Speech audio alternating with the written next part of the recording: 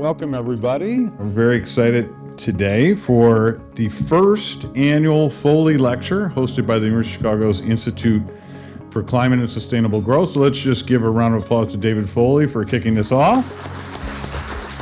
Thank you, Michael, for that introduction, and thank you all for coming today. Anyone who is anyone in energy knows Dan. And so we're privileged to have you here today, and with a career that spans, at least 4 decades, I think, from the invention of fire to fusion. You've kind of covered it all. Earlier this year, you penned a somewhat more concise article in Foreign Affairs with Peter Orszag. The title is Troubled Energy Transition, How to Find a Pragmatic Path Forward. So 2 questions. Why troubled, and what's the path forward? One obvious point is last year the world used more wind and solar than ever before. It also used more oil and coal than ever before. And then I think the other couple things were the mineral issue. An electric car is 3 times as much copper as a conventional car.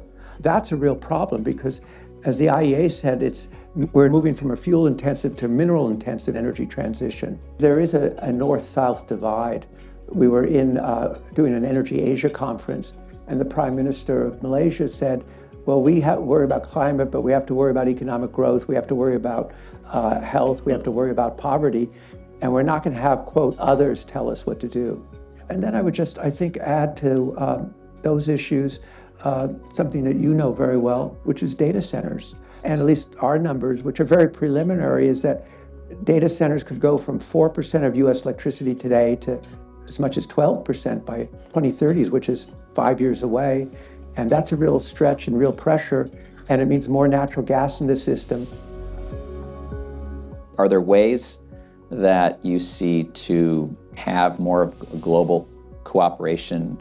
The world did figure it out on the ozone issue a few decades ago, and how to ban, CFCs and hydrofluorocarbons and refrigerants, and that actually miraculously seemed to work. So any ideas on that in terms of paths of cooperation? I think cooperation is just going to be more difficult to do it in the environment in which we are now.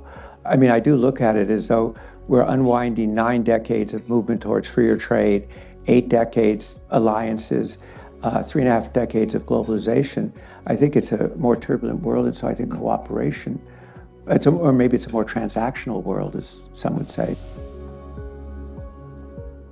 It's hard not to be somewhat dismayed with the prospects, at least in the very near term over the next few years, for geopolitical cooperation, not even just among AI rivals, right? But more broadly.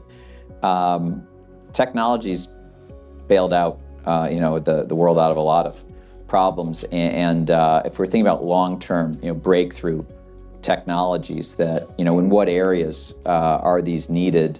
I think basically I would start with, the U.S. has a unique innovation system in our research universities, and to maintain that support and not cut it. I think that's, a starting point. And, the future is going to be what comes out of research now that 10 or 15 years from now really matters. We need a pragmatic path. We don't know what the pragmatic path is.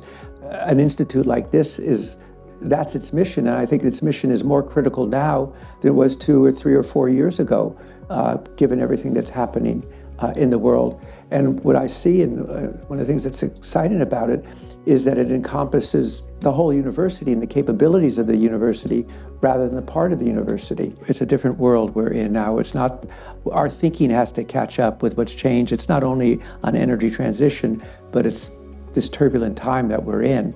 And it requires that kind of broad thinking and broad education that you're talking about. And, what's happening here, you're really building for the future.